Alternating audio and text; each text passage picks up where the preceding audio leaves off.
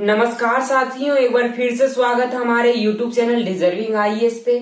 मैं अमित कुमार हाजिर हूं आपके सामने दिन भर की तमाम अपडेटेड न्यूज को लेकर, जो कि आपके लिए जानना बेहद जरूरी है। जिसमें से आज का जो हमारा चर्चा का विषय बनने वाला है वो है मैक्रोन ने गंवाया संसद में अपना बहुमत। यानी कि आज से ठीक 2 महीने पहले आपने एक न्यूज सुना होगा। न्यूज ये कि फ्रांस के अंदर राष्ट्रपति का चुनाव हुआ और इमैनुअल मैक्रोन दूसरी बार फ्रांस के राष्ट्रपति बने। ये आपने सुना होगा। लेकिन फ्रांस के अंदर होता ये है कि राष्ट्रपति चुनाव होने के ठीक 2 महीने के बाद संसद का भी चुनाव हो जाता है। हमारे यहाँ संसद बोला जाता है, लेकिन फ्रांस के अंदर सीनेट बोला जाता है, SENATE। अमेरिका के अंदर भी सीनेट बोला जाता है। तो जो राष्ट्रपति चुनाव होने के ठीक 2 महीने बाद ये सीनेट का भी चुनाव हो जाता है, तो उसमें राष्ट्रपति को अपना बहुमत सिद्ध करना पड़ता है कि उसकी मेजोरिटी कितनी है।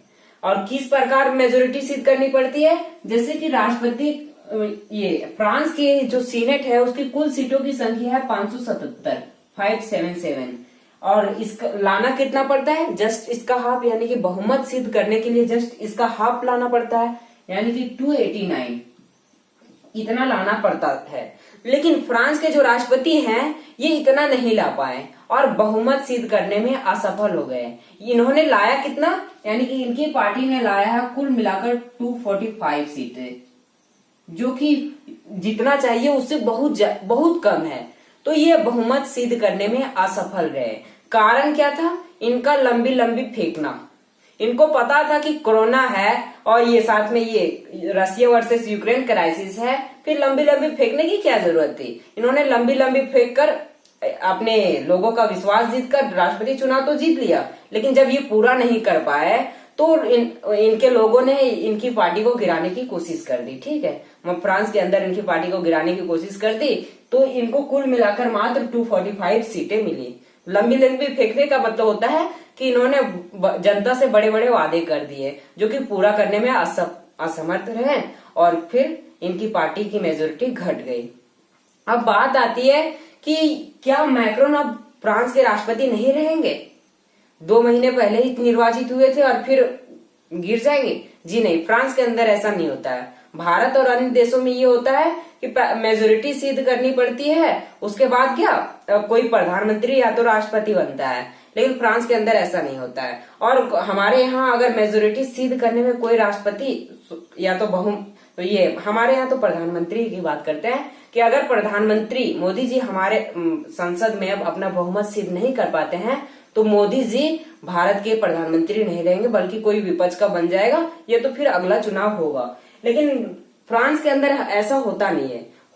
ऐसा नहीं होने का कारण क्या है, तो भारत ने संसदीय लोकतंत्र को अपना रखा है, पार्लियामेंट्री रिपब्लिक या तो पार्लियामेंट्री सिस्टम को अपना रखा है। लेकिन फ्रांस है इसने सेमी प्रेसिडेंशियल सिस्टम को अपना रखा है। यहाँ पर हम लोग फ्रांस के संविधान के बारे में भी जान रहे हैं। ठीक है, तो फ्रांस ने सेमी प्रेसिडेंशियल सिस्टम को अपना रखा है, डुअल एग्जीक्यूटिव सिस्टम को अपना रखा है। ठीक है, इसका मतलब होता है कि पार्लियामेंट्री, मैं पेन चेंज करके लिख दे रहा हूं,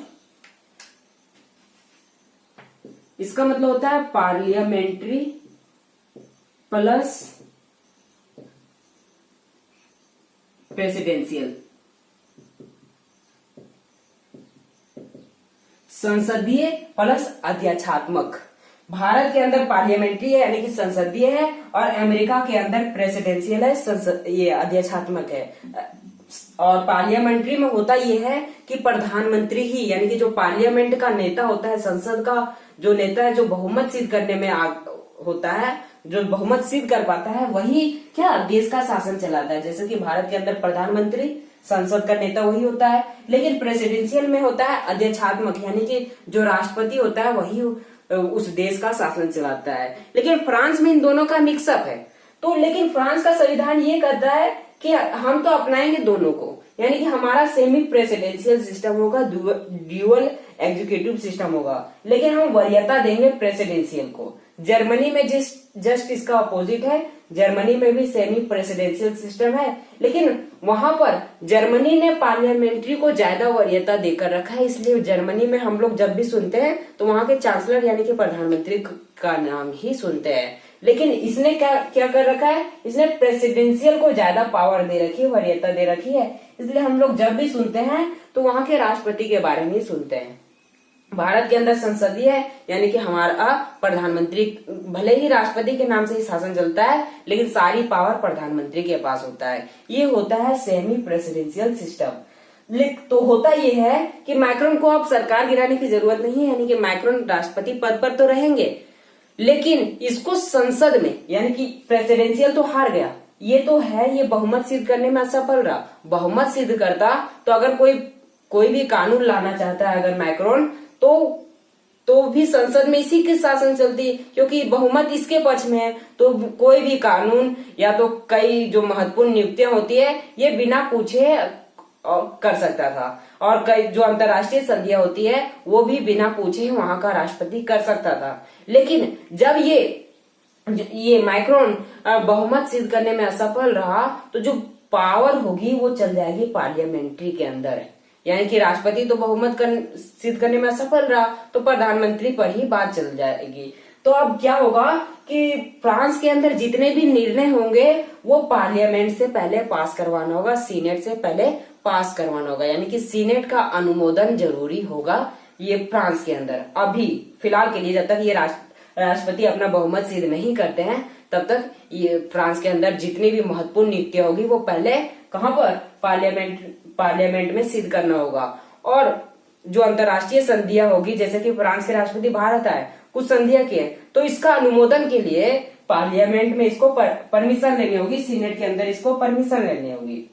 ये होगा फ्रांस के अंदर अभी फिलहाल के लिए, जब तक मैक्रोन अपना बहुमत सिद्ध नहीं कर पाता, यानी कि लगभग जो इसकी होगी जब तक ये सिद्ध नहीं कर पाता। ठीक है, अब यहाँ तक पहुंच गए हैं तो फ्रांस के संविधान में कुछ जो बातें हैं वो भी जान लेते हैं। ठीक है, तो फ्रांस के जो राष्ट्रपति है वो प्रत्यक्ष निर्वाचित होता है। भारत के अंदर प्रत्यक्ष निर्वाचित नहीं होता है, लेकिन फ्रांस के अंदर भारत के राष्ट्रपति का चुनाव निर्वाचक मंडल के द्वारा होता है, लेकिन ये जो फ्रांस का राष्ट्रपति है इसका निर्वाचन होता है प्रत्यक्ष निर्वाचन, यानी कि डायरेक्ट जनता ही अपने राष्ट्रपति को चुनती है, जैसे कि अमेरिका के अंदर होता है। ठीक है, तो यहाँ पर प्रत्यक्ष निर्वाचन होता है और इसने सेमी प्रेसिडेंशियल सिस्टम को अपना कर रखा है। अब हम लोग फ्रांस के संविधान को पढ़ ही रहे हैं तो एक और टॉपिक को जान लेते हैं जो कि एग्जाम में कई बार पूछा जाता है। ठीक है, वो राष्ट्रपति के निर्वाचन से संबंधित होता है।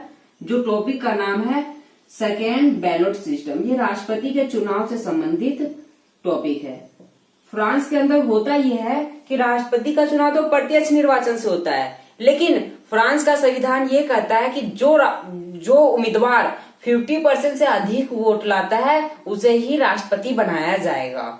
अब देखिए, मान लीजिए कि 4 उम्मीदवार खड़े हुए, ए बी सी डी, ये 4 उम्मीदवार राष्ट्रपति चुनाव के लिए खड़े हुए।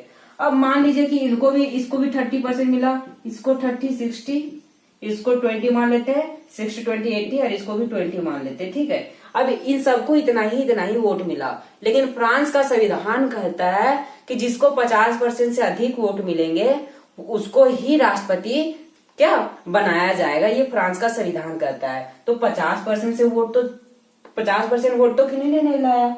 अगर लाया होता, अगर किसी एक को मिल जाता तो वही राष्ट्रपति चुनाव जीत जाता और वही राष्ट्रपति बन जाता। ये फ्रांस का संविधान कहता है। अब जब ये नहीं लाया तो क्या होगा, तो होगा ये कि देखा जाएगा कि इसमें से ज्यादा कौन लाया है, ज्यादा इन दोनों का है, ए और बी का। फिर ए और बी के बीच निर्वाचन किया जाएगा, यानी कि इन दोनों के बीच टक्कर लिया जाएगा और इन दोनों के बीच वोटिंग की जाएगी, और फिर इन दोनों के बीच मिलाया जाएगा कि किसको सबसे ज्यादा मिलेगा, यानी कि 50% से किसी ना किसी को ज्यादा होना ही है।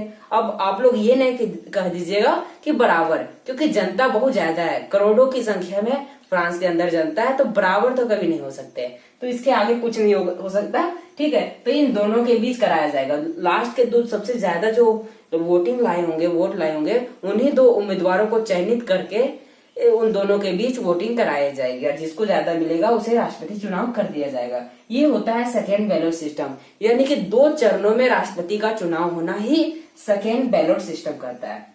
अगर फर्स्ट ही चुनाव में किसी को मिल जाता 50% से, यानी कि इसको 51% मिल जाता तो बी बन जाता। लेकिन जब किसी को नहीं मिलता है तब ये सेकेंड बैलेट सिस्टम का इस्तेमाल किया जाता है और ये कहता है कि सबसे ज्यादा लाने वाले वोटर यानी कि उम्मीदवार को चयनित कर लिया जाएगा और उन दोनों के बीच वोटिंग कराई जाएगी और फिर उन दोनों के बीच सबसे ज्यादा जिसको बहुमत मिलेगा उसे ही राष्ट्रपति निर्वाचित कर दिया जाएगा।